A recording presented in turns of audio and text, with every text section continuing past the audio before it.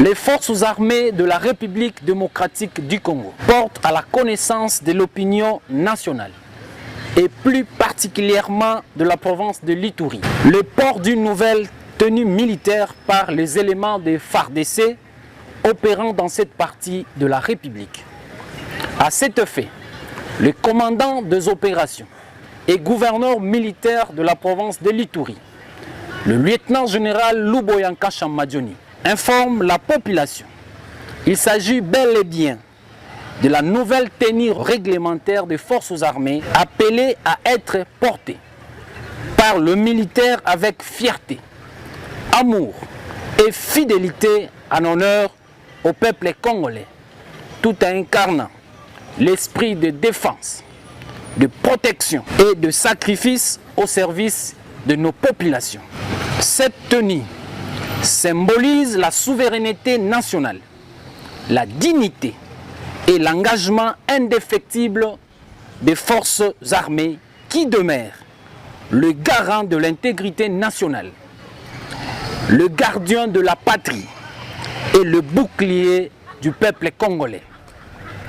Les forces armées en Ituri rappellent que tout ce qu'elles accomplissent est fait pour le peuple et au nom du peuple, dans le respect des lois de la République et des valeurs républicaines.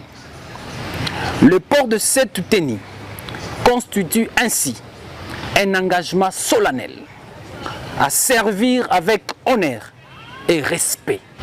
Les forces armées de la République démocratique du Congo, engagées dans les opérations en Ituri, réaffirment leur détermination à assurer la sécurité de personnes et de leurs biens, ainsi qu'à défendre la souveraineté et l'unité nationale jusqu'au sacrifice suprême.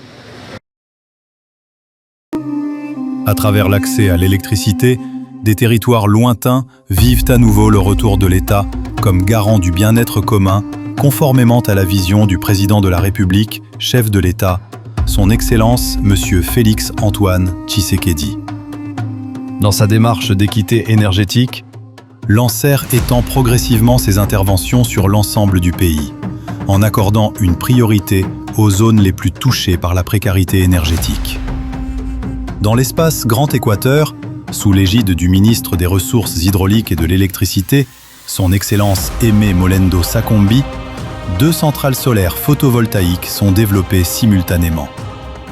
À Bonga-Ndanga, dans la province de la Mongala, à Basankusu, dans la province de l'Équateur. Ces projets marquent une étape importante dans l'accès à l'énergie moderne dans ces territoires. Accompagnant la mise en œuvre sur le terrain, le directeur général de l'ANSER, M. Cyprien Mussimar, fait état d'un niveau d'avancement significatif. Basankusu, construction d'une centrale de 700 kW crête, avec un taux d'exécution de travaux estimé à 96%. Bonga-Ndanga, construction d'une centrale de 300 kW crête pour un taux d'exécution de travaux à hauteur de 85%. Dans les 2 sites, l'éclairage public est d'ores et déjà opérationnel, apportant une amélioration nette et visible dans le quotidien des habitants. Là où la nuit avait longtemps occulté les rêves des communautés, se lève désormais un jour nouveau. Et là où l'accès à l'électricité est restauré, c'est le retour de l'autorité de l'État qui est rétabli. ANSER, pour un nouveau jour sur la RDC.